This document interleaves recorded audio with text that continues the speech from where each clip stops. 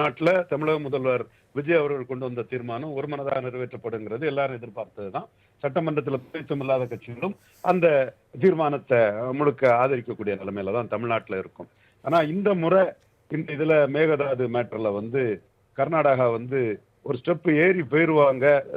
இவரு டி.கே. சிவகுமார் அதை கட்டக்கூடிய அளவுக்கான ஒரு முஸ்லிம்கள்ல தீவிரமா ஈடுபடுவாருன்னு தான் நான் பாக்குறேன். காரணம் அந்த அந்த கர்நாடகாவில் உள்ள அரசியல், அதாவது காவிரி பேசின் பகுதியில செல்வாக்கான ஒரு தலைவராட்டு டி.கே. சிவகுமாரும், செல்வாக்கான ஒரு கட்சியாட்டு குமாரசாமி கவுடா மத்திய அமைச்சரோட ஜேடிஎஸ் இருக்குது. இதுல ரெண்டு பேரும் ஒரே வகுப்பை சேர்ந்தவங்க. அந்த கம்யூனிட்டி மக்கள் தான் காவிரி விவசாயிகளாட்டு ஒக்காலிகா கவுண்டர்கள் தான் கர்நாடகாவில் பெரிய அளவில் இருக்காங்க. அந்த பேக்கிங்காக டி.கே. சிவகுமாரும் குமாரசாமிக்கும் போட்டி இருக்குது.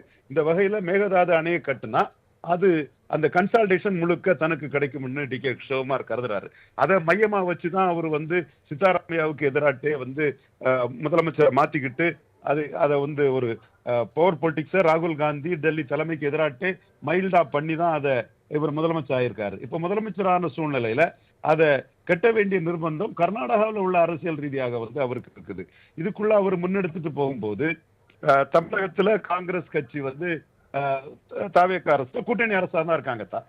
தாவேகா, காங்கிரஸ், விசிகா, முஸ்லிம் லீக் 4 கட்சி கூட்டணி அரசுல தாவேகா 2 அமைச்சர்கள் இடம்பெற்றிருக்காங்க. இதை பயன்படுத்தி ராகுல் காந்திய விஜய் இன்ஃபுளுன்ஸ் பண்ணினாலும் கூட இந்த முறை குமாரசாமி கவுடாவுக்கு எதிராட்டு டி.கே. சிவகுமார் தீவிரமாக இருப்பாருன்னு நான் கணிக்கிறேன். காரணம் கர்நாடகாவுடைய உள்ள அரசியல் அதைத்தான் காட்டுது. நமக்கு தீர்வு நீதிமன்றம் தான். நீதிமன்றத்தின் மூலமா தான் இது என்வைரன்மெண்டல் பாதிப்பு, தமிழகத்தின் உரிமை, இதெல்லாம் நீதிமன்றத்தின் மூலமா தான் நாம நிலைநாட்ட முடியும் நாம கருதுறோம். இதை தொடர்ந்து நாம செய்ய வேண்டியது நீதிமன்றத்தை அணுகி நம்மளோட உரிமையை நிலைநாட்டுவதான். மற்றபடி அரசியல் ரீதியாக இந்த முறை தமிழ்நாட்டுக்கு சிக்கல் தான் இருக்கும் நான் கருதுறேன். பொறுத்திருந்து பார்ப்போம். சார், விஜய் மேகதாது விஷயத்தை அரசியலாக்க பார்க்கிறார். ராகுல் காந்தியோட அவர் பேச்சுவார்த்தை நடத்தணும் அப்படின்றத பத்திரிகையாளர் ராதாகிருஷ்ணன் அவர்கள் பதிவு பண்ணியிருக்காங்க. அது மட்டும் இல்லாமல் டி.கே. சிவகுமார் சொல்லியிருக்காரு, மேகதாது அணை கட்டுவதனால கர்நாடகா விட தமிழ்நாடுக்கு தான் அதிக பயன் அப்படின்றத சொல்லியிருக்காங்க. அவரும் விஜயுடன் பேச்சுவார்த்தை நடத்த தயாரா இருக்கிறதாவும் சொல்லியிருக்காரு. இதை எப்படி பாக்குறீங்க சார்? இல்ல, பேச்சுவார்த்தை போகணும்னு சொன்னா டி.கே. சிவகுமார் பின்வாங்க மாட்டாரு. ராகுல் காந்தியால எந்த அளவுக்கு கேரள முதல்வர் சதீஷனை இன்ஃபுளுன்ஸ் பண்ண முடியும்? ஏன்னா அது ஒரு முஸ்லீம் லீக் ஆதரவுல ராகுல் காந்தியை மீறி முதல்வராக வந்தவர் தான் கேரளாவில் சதீஷன். இப்பவும் ராகுல் காந்தி ஆதரவுல வந்தவர் தான் டி.கே. சிவகுமார் என்பதுல மாறுபட்ட கருத்து இல்லை. பட் அவர் நாளைக்கு இந்த பதவியை தான் டெல்லி தலைமை நினைச்சாலும் தூக்கி போட்டக்கூடாதுங்கிற ஒரு எண்ண ஓட்டம் வரும்போது தன்னுடைய செல்வாக்கு லோக்கல் சம்பந்தமா என்ன முடிவெடுக்க போறாருங்கிறது ராகுல் காந்தியோட அந்த பிரஷருக்கு முழுக்க ஈல்டாவாரா?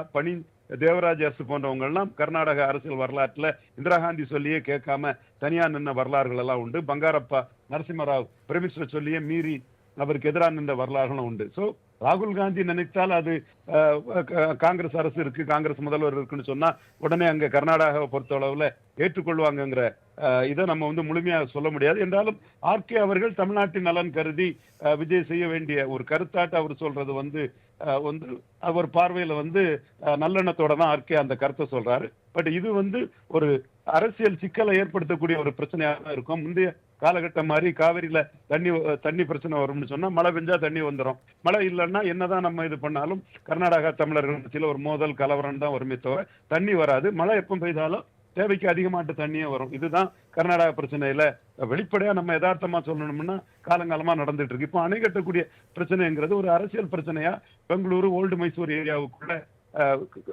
டி.கே. சிவகுமார் எடுக்கிறதுனால அவர் நமது முதல்வரை பற்றிய விமர்சனங்களை கூட அவர் வைக்கதான் நம்ம பார்த்திருக்கோம். சோ இது ஒரு அரசியல் ரீதியா இந்த பிரச்சனைக்கு தீர்வு காண முடியுமாங்கிறதோட சட்ட ரீதியா நீதிமன்றங்கள் நம்ம தமிழகத்துக்கு துணை நின்று தீர்வு காணுவதுதான் சரியா வரும் நான் கருதுறேன். இணைப்புல உங்களுடைய கருத்துக்களை பதிவு பண்ணதுக்கு நன்றி சார்.